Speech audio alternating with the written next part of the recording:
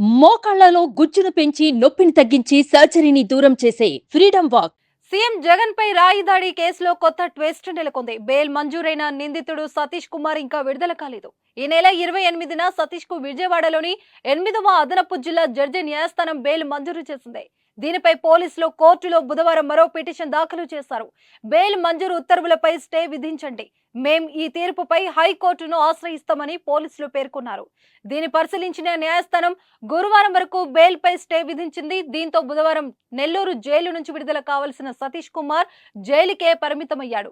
ప్రస్తుతం నెల్లూరు సెంట్రల్ జైల్లో జ్యుడిషియల్ కస్టడీలో సతీష్ ఉన్నాడు. ఏప్రిల్ 13న విజయవాడ మేమంతా సిద్ధం బస్సు యాత్రలో జగన్ పై దాడి జరిగింది. దీనిపై వెంటనే స్పందించి ఉన్నతాధికారులు 20 ప్రత్యేక పోలీస్ బృందాలుగా విడిపోయి దర్యాప్తు చేపట్టాయి.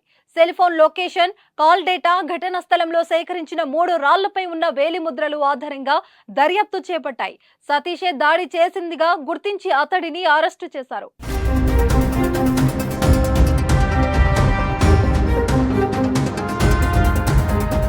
సుమన్ టీవీలో మీ పర్సనల్ అండ్ బిజినెస్ ప్రమోషన్స్ కోసం కింది నెంబర్కి కాంటాక్ట్ చేయండి.